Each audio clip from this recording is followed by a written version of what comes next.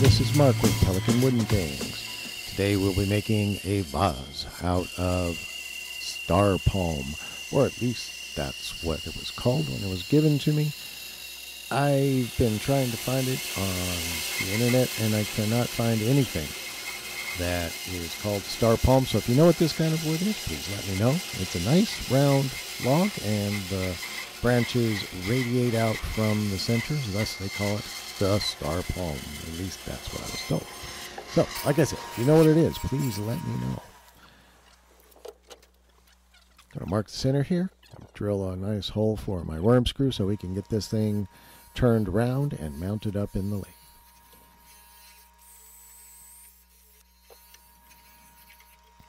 Get my little jig out here and we'll make a nice round blank out of this.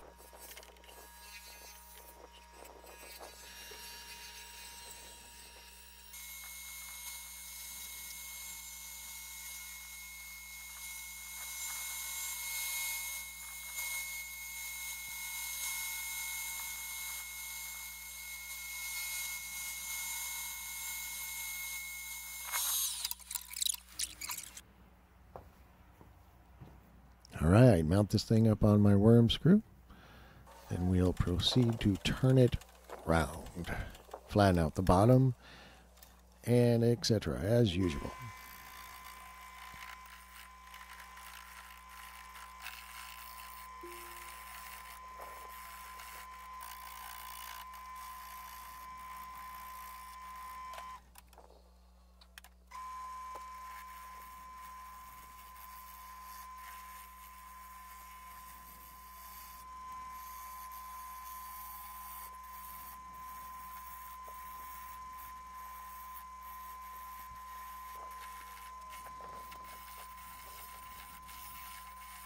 So when making this, I thought I might try for a rather fat dumbbell sort of effect.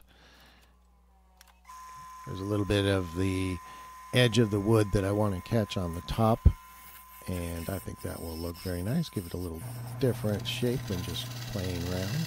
There you go. I've got the bottom flattened out. And we'll start to proceed on that fat dumbbell shape.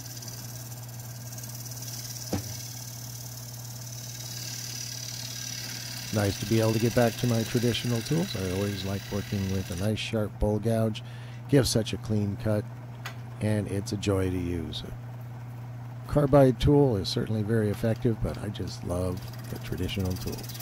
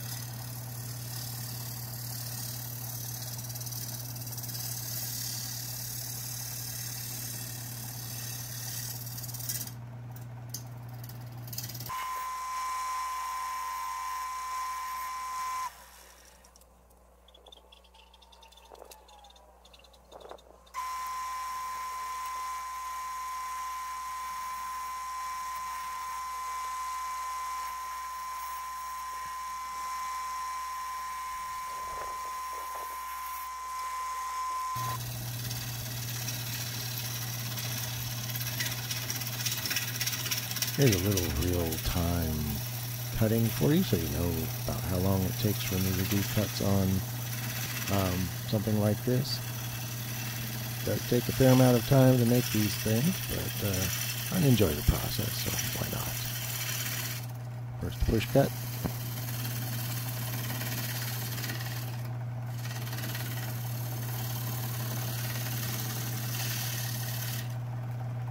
And then a pull cut. Push cut tends to be a little bit smoother. Pull cut is definitely less skill involved. The push cut, you've got to make sure you're riding on the bevel of the bowl gouge. The pull cut, the angle isn't anywhere near as vital.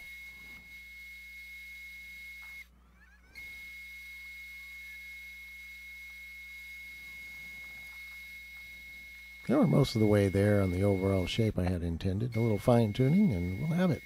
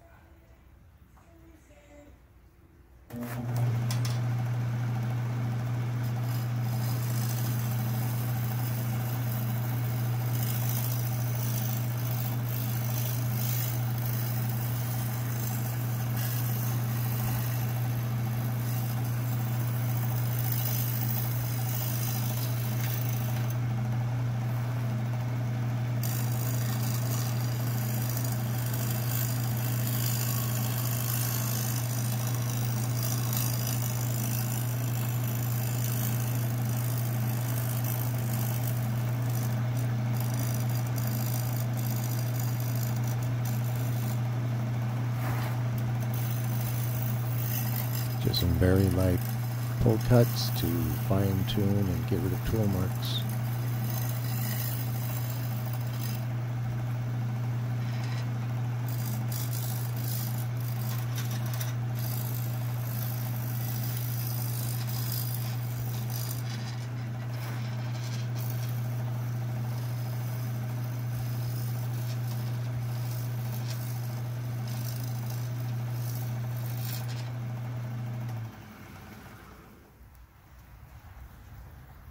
Looks pretty good to me. Let's move on to step number 2, or 3, or 4, or whatever.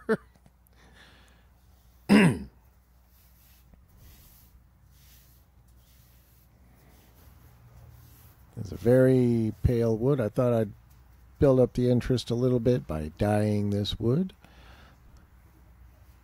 Going to use a method I've used many times before, where you dye it blue, then you sand off most of the blue, then I dye it red and sand off most of that, and then I dye it yellow completely, the whole thing each time, and then sand off most of the color, and then I apply the finish.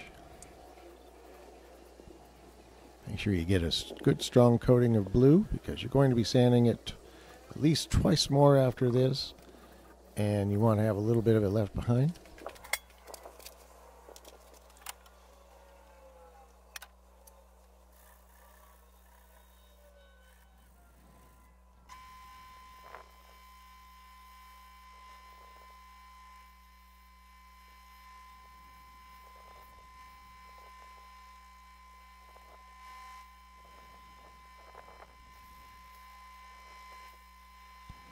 It's at this point you can start working on your creative process. Where do you want it to be more blue, and where do you want it to be more red, and so forth. So when you're sanding it, you can leave a little blue, as I did under the rim, to emphasize the rim.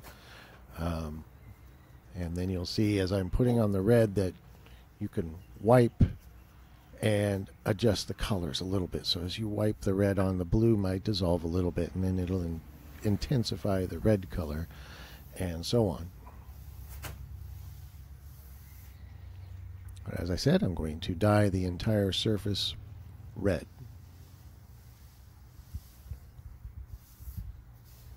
And then I will sand off almost all of the red and proceed to dye it yellow. And sand that off. Then I can apply finish.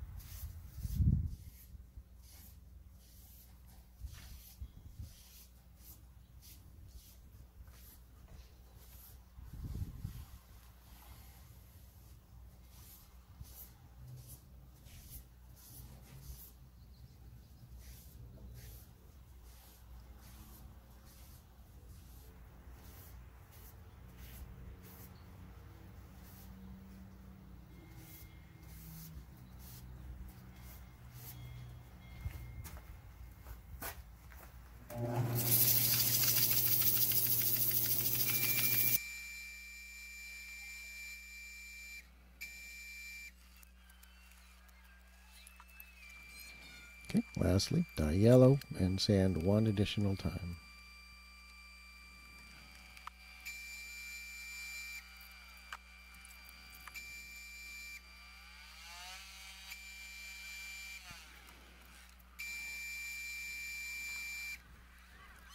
And I'm going to sand off most of this color. You're going to be amazed at how dark it ends up getting after I put the finish on. I didn't even expect it, and I've done this several times. So I tried the tried and true natural finish and added it, and the following day you buff it out. But I didn't think it was really doing justification for this dye job, so I decided to add spray varnish on top. Now this wood I found is super absorbent on the end grain. And you can see a very matte looking surface right there as opposed to the shiny part on the side grain. It took me approximately 10 coats of spray varnish before it finally decided to stop soaking in and sit on the top where it's supposed to be. I'd spray it on, and a minute later it would be just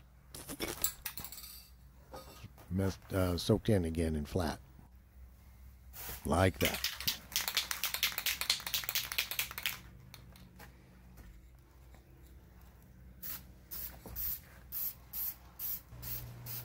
Spray it, spray it, spray it.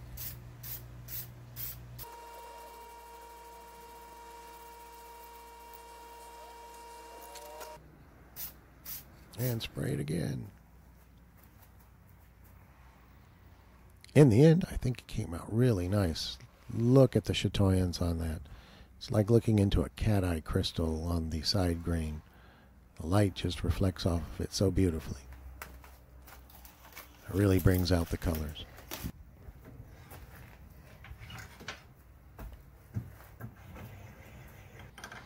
I'm going to take a little bit of a shortcut here. Use my Jacob's chuck to create the mortise. So I can flip this thing around and get it hollowed out.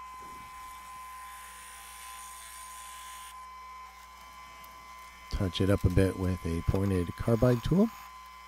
Draw a couple lines for decoration.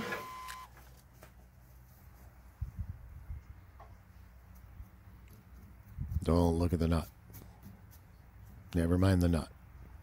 Stop playing with the knot.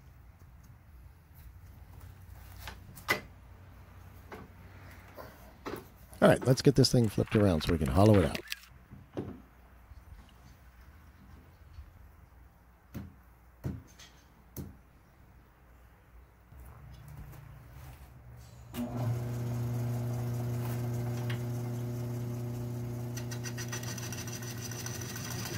I was able to get most of the way hollowing this out with my bowl gouge, but it's just not quite big enough to complete the job. One of these days, who knows? Christmas is coming up. I might get a larger bowl gouge.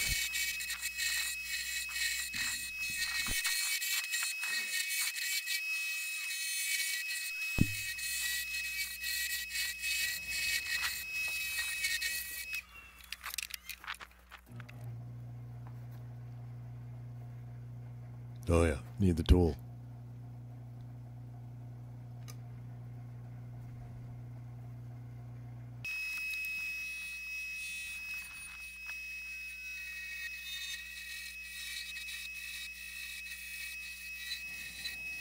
Now in a minute here, I'm going to have to switch to my carbide tool. There we go. To finish this up.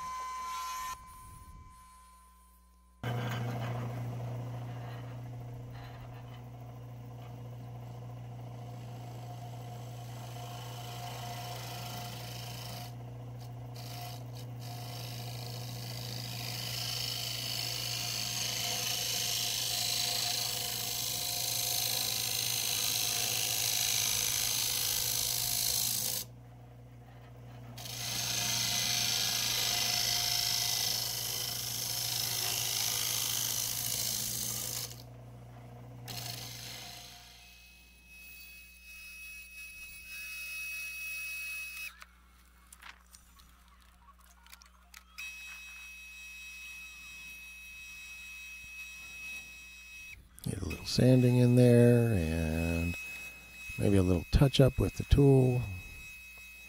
Then we can apply finish.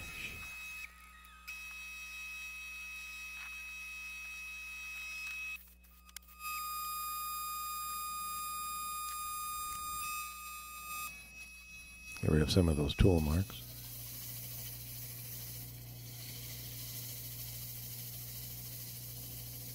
And then sanding. Always sanding.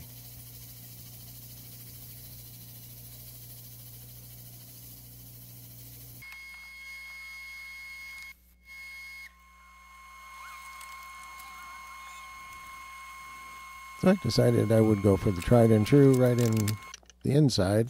Give it a little contrast. I always like a little contrast. Shiny on the outside, satin on the inside, dark colors, light colors, all that kind of thing. I try to throw a little contrast in wherever I can. Add my mark. And a little varnish, or tried and true, rather. Seal the deal. And look at that chatoyance. Came out beautifully. I'm very happy with how this turned out. The light just plays off of it so well. And there's that black spot on top. I'm so glad I kept it. It looks just lovely. I hope you enjoyed watching me make this